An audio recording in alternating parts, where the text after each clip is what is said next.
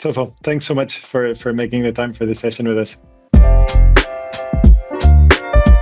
Congratulations. That was an awesome weekend. I'm sure you're still riding that wave. It's a bit of a strange event because I'm kind of staying at home as well. It was a great weekend, and it was great to see the team so relieved and happy after the victory as well. Monaco is probably the birth of the street circuit, right? And Formula E is all about street circuits. It's a circuit like another, and actually Monaco is quite particular in a way. But this year we came here with some updates, some changes. I think some good learning as well. And we really managed to put everything together. Were there any specific concerns that you guys had ahead of the weekend in terms of preparation, both from it being kind of your home race for you personally, but also as a team coming in from the learnings from last year and the previous race? There's been a lot of work going into this event. Like I said, last year was kind of a difficult race for us, and we really digged into the data from that year to try and understand, okay, why things didn't go our way. I think we managed to do a really good job in understanding those key areas we had to focus on, and that we just had to kind of read the race well, understand the race well, and then execute it. Obviously, that's always the hardest part. How much of an impact does that have to you as you kind of lead up to the race and you see that the car is where it is, versus maybe if you have a less optimal qualifying session? Do you think that do you have any kind of mental preparation to deal with those things, or does it really play an element? Whenever we have a more difficult time and a practice session isn't going as we want it to go, I'm immediately quite vocal about what I need and what I want from the car. And I think that's very important in weekends like Formula E, where everything is in one day. There's really not a lot of time to sit down and to think about a lot of stuff. You kind of need to be very dynamic, because all the practice sessions and qualifying and races is all in one day. So you got to know exactly what you want, and then you have to try and optimize that basically on the day itself. I've been feeling confident with the car that I have underneath me. I know what I need from it and what I want from it. And obviously sometimes we get it right, and sometimes we don't get it 100% right. But it's probably the days where you don't get it 100% right where you still need to maximize the performance of the package, and those are probably almost the most important days. Picking up on a comment and from an early talk we had here in this podcast with Nick as well, where he mentioned that from his perspective, one of the most important things in a team is communication, and he emphasized, especially with engineers, and of course us being an engineering company above all else. Would you support that statement that for a successful team spirit, I think communication and finding the right kind of way of translating what you feel as a driver, which is obviously very different from how an engineer understands performance of the car? It's one of the key elements of our job, to be honest, is to basically we have to describe our feelings within the car and try to put that into words, and that's not always easy to do. For engineers, they're obviously very clever people. They look at data, and we kind of have to guide them a little bit in order so they're able to understand the data. So they are understanding, okay, I see this on the data, but I want to, or I have to describe it exactly with a feeling, let's say. And even for the engineers, it's quite difficult because every driver is a little bit different in the way they explain things as well. So that's really a relationship that you have to build. For me, for example, this year I have a new race engineer. So the start of the year we were kind of having to learn each other's way of working, let's say, and I think after a couple of races now we've come quite a long way in terms of working together, communicating with each other. He starts to understand more what I need from the car. He understands more, how I'm explaining things, and I'm getting more up to speed with his way of working as well. It's always a very close relationship in motorsports, right? That you also see in the races.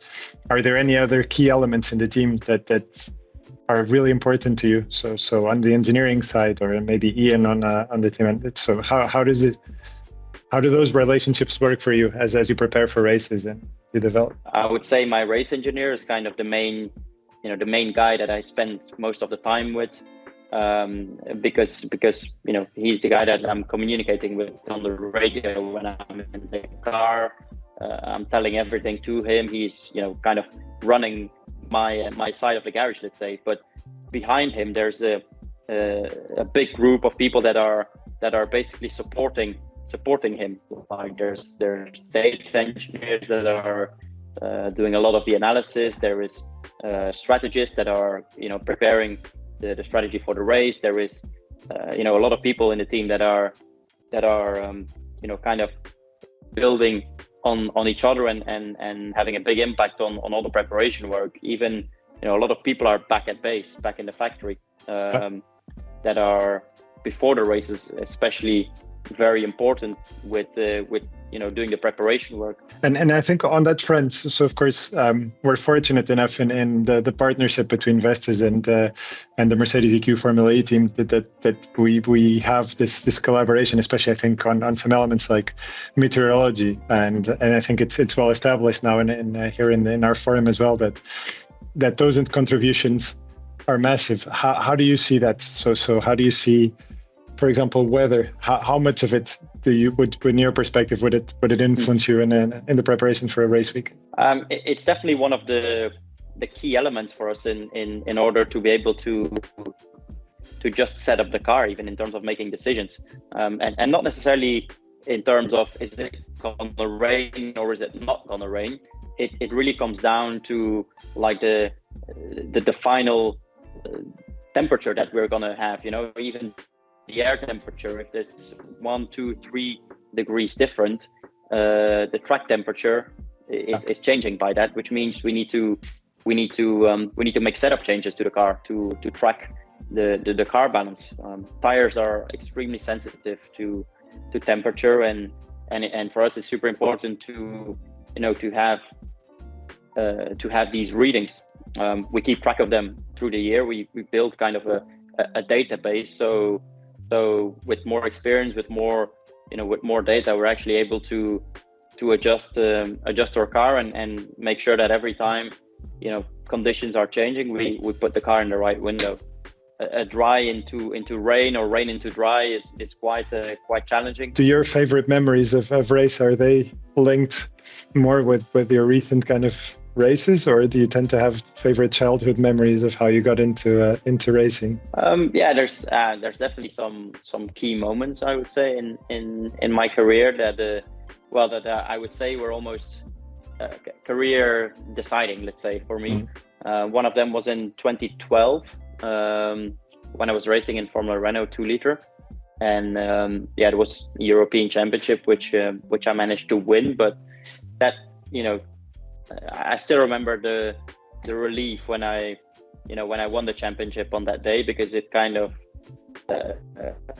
enabled me to continue racing and to really build a career from it, let's say, after that day. So that was definitely one of my key moments. There's obviously quite a few. There's seasons as a whole, races as a whole you can reflect on. I think 2015 for me was an extremely good year in GP2. It's a championship that was just before Formula 1, which I managed to win, and kind of break a lot of the records in terms of pole positions, victories, podiums in a single season. So I hold some very good memories from that. Even last weekend was a great memory. Obviously, Monaco is a special race, and is one that everyone wants to win. So that will be, for me, will be a memory forever, basically. You mentioned Formula One. How's your perspective on the difference between the two? I mean, they're very, very different. You can't almost compare them in terms of a way of driving or how they are. They're complete, two different championships. I would say Formula One, they're obviously ultimately they're still the quickest cars, and they're very powerful, have a lot of grip, a lot of downforce, but also the way the regulations are, it means that there's quite a big spread between the front running teams and teams that are running at the back. So it's quite a different dynamic. Whilst Formula E is obviously fully electric cars, the way you drive them is very challenging because of the way we are recovering energy under braking. It means that the braking phase is very important and has quite a strange feeling. The tires, we're using tires that are working in both the dry and the wet, so they're quite difficult to manage under these conditions. And then we're racing always on street circuits, which is very challenging, but is something I'm enjoying a lot. Does it change significantly your racing dynamics? So your approach to a corner, for example, between the two cars, is it a very different kind of finding your braking points and because of the different kind of charging cycles? The most difficult thing in Formula E is the braking and getting that confidence, just because the way that the braking system is working with the energy recovery basically that we're having, it's the regen of the motor that we're using and giving kind of a negative torque and is charging the battery that way. The racing formats are very different, so I suppose your preparation towards a race weekend is also quite different in how you run your qualifying session versus how you set up for the race.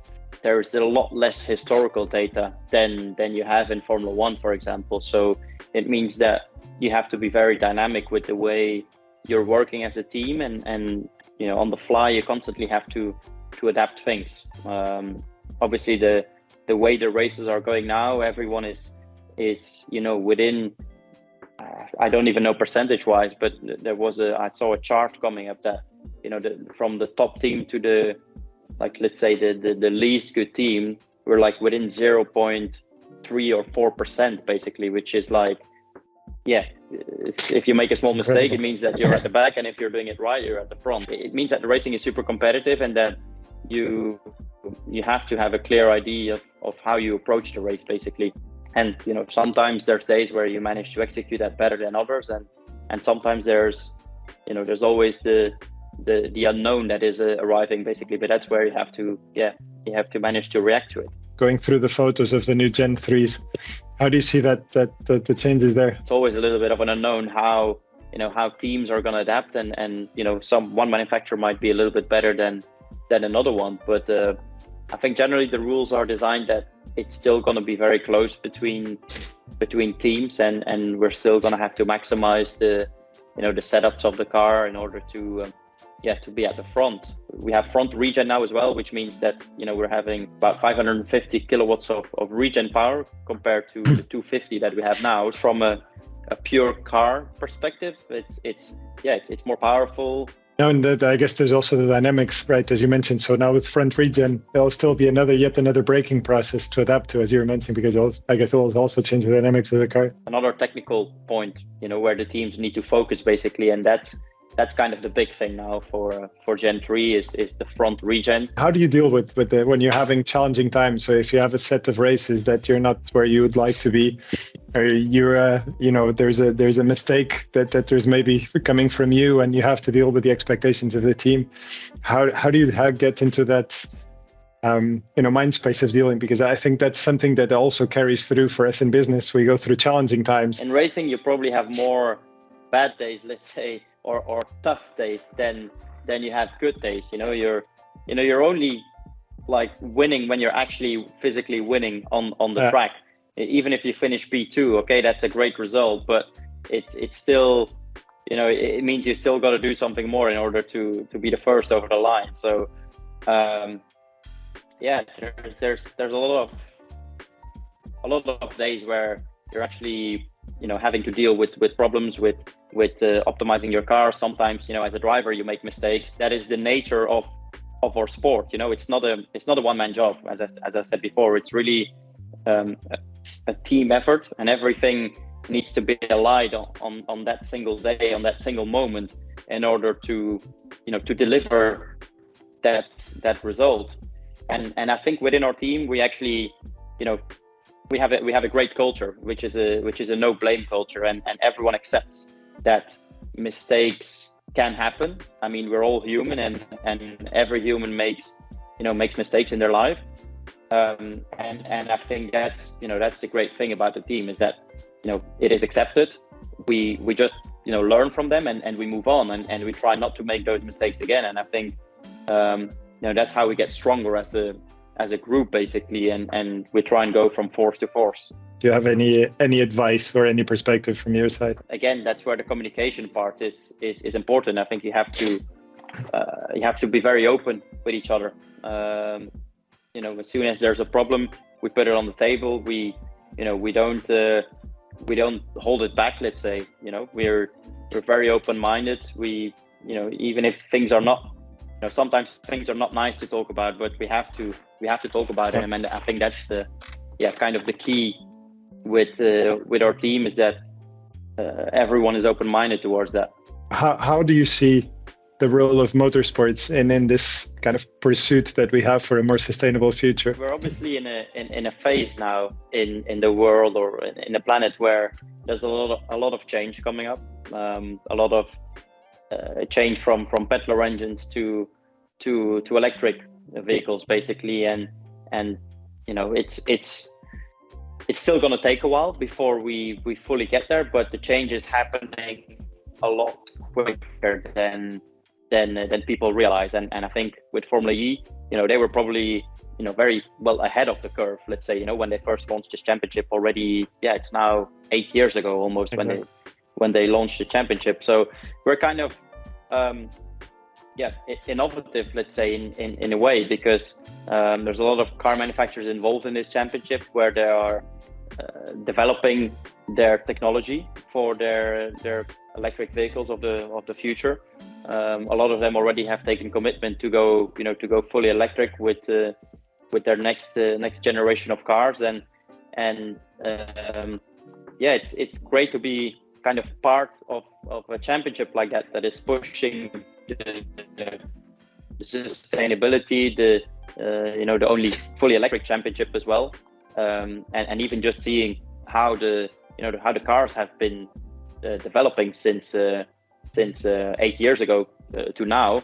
It's been very impressive to see the change, and we're actually still very early in terms of development of EV cars. Basically, there's still a long road ahead, and our championship is kind of making some small contribution to accelerate that development. You are spearheading the sustainability to children and racing fans across the world, which of course is a privilege, I guess, in some way. Or do you not think about it? Yeah, I guess in every sport, the players, or in our case, the drivers were kind of the heroes, let's say, of the sport. So to be fair, I'm not really thinking too much about that, but I understand that I have obviously a voice, and people will in some regard, or in some way, they will tend to listen maybe a little bit more to that, let's say. So it's important that through our communication platforms, we transfer the right message to the people outside, and with Formula E, we have a great opportunity to do that with fully electric, fully sustainable championship, and same with the car manufacturers, in my case Mercedes, who's going fully electric in the future. We have a great platform to communicate about that. What would you have done, either sports or outside? Do you ever think about that? I guess there was no other option.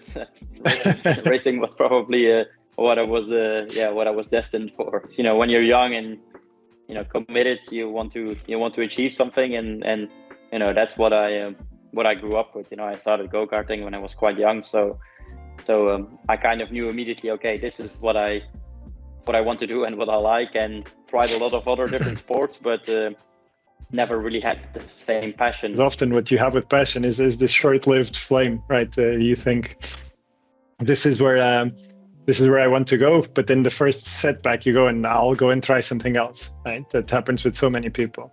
But there's this unique characteristic of the long-lasting flame that you need to have, right? And how you feed it. Even when you have failures, and after failures, you still want to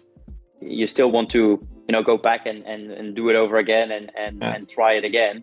That's when you probably really know that you're passionate about something and that you like something. And I mean, like I mentioned before, I think in racing you have a lot of days where things don't go right, or you have a crash, an accident, and on the moment itself you feel so down. You learn as an individual, but also as a team, and you need every member in the team as well to be passionate about what they're doing, because if they are not giving 100%, then we're not going to achieve our common targets of winning races, of winning championships. How do you see the rest of the season? Now, of course, we're in a privileged position with Mercedes Formula E team at the top, and then you and at the top. Do you have any races that you're really looking forward to that you think that these will cement a potential win, or are you more taking it as it comes? We've had 6 races now, and so far we've been very consistent this year and scoring points in nearly all of them, and just this victory now in Monaco, which put me at the top of the championship. But I mean, it's still such a long way to go, and Formula E is one of these championships where things can change, quite drastically from one weekend to another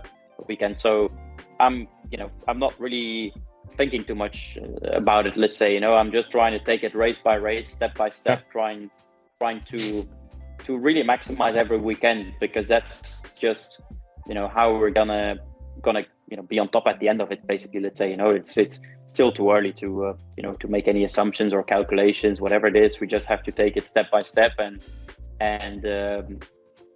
as long as we maximize every weekend, then I'm confident we can be strong until the end of the year, and that's what matters. Thank you so much. It's been an absolute pleasure to both meet you and have this really cool talk with you. Thank you so much. Thanks. No problem. Thanks again for the time, and have a great day, and good luck for the rest of the season. We'll be rooting for you.